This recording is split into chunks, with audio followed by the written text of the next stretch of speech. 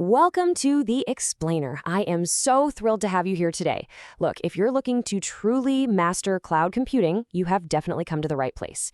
Today, we're demystifying CIDR and IP addressing. We're going to break down the mathematical core of modern cloud networks, stepping away from all that confusing, dense jargon, and we're going to look right at the beautiful logic that makes it all tick.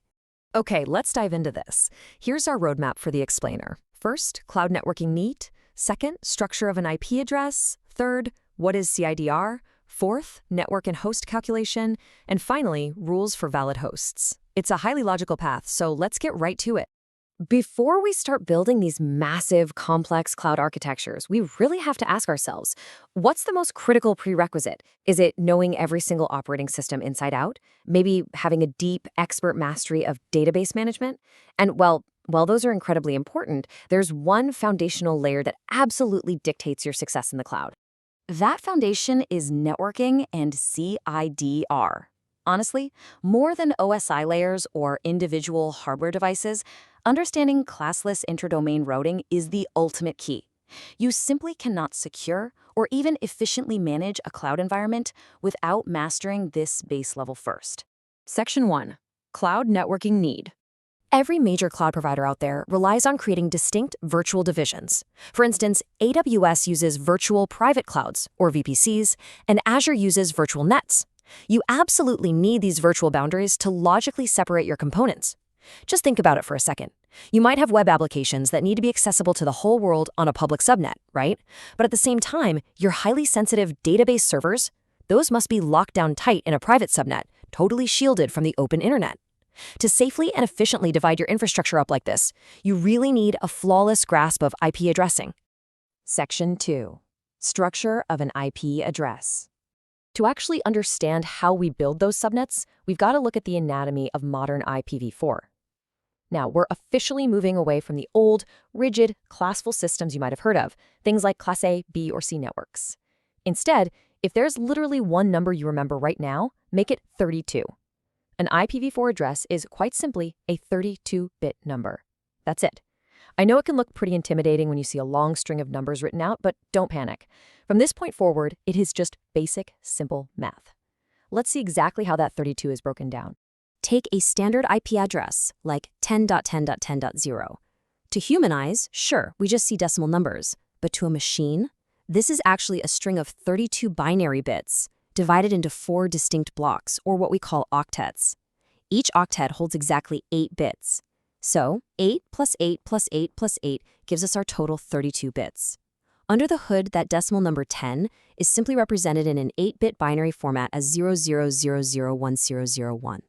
Everything just boils down to these 4 8-bit blocks. Section 3. What is CIDR? Now, what's really interesting here is how we define network sizes today. CIDR stands for Classless Interdomain Routing. In this modern system, there are no strict classes. Instead, we use a specific notation where the IP address is followed by a slash and a number, for example, /24. This number, which is often called the prefix length, is incredibly important. It tells us exactly how many bits are permanently locked in as network bits. Basically, these bits form your network's non-changeable identity. Think of it exactly like a house number. Us humans, we use domain names. A startup might register xyz.com, and that's super easy for the world to remember, kind of like the name of a business on a storefront. But when someone out there requests access to xyz.com, the domain name system, or DNS, steps in. It translates that friendly name into a highly specific numeric IP address, like 128.10.10.0/24.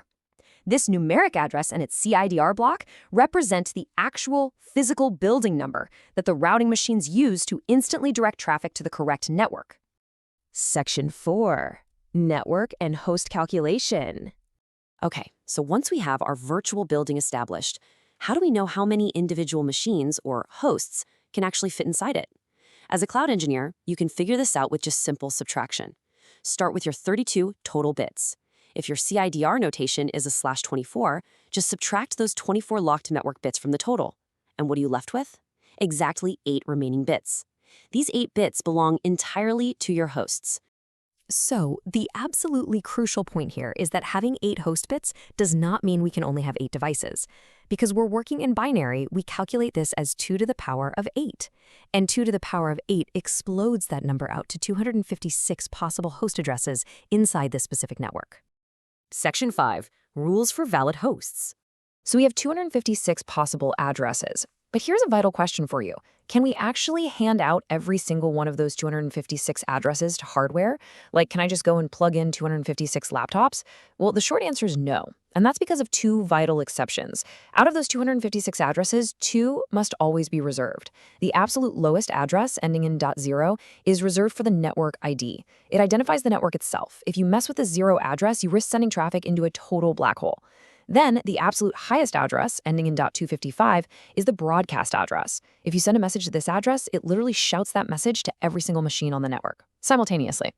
And that brings us right to the golden rule of subnetting, the -2 rule. You simply take your total number of possible addresses, which was 256, and you subtract the 2 reserved addresses we just talked about.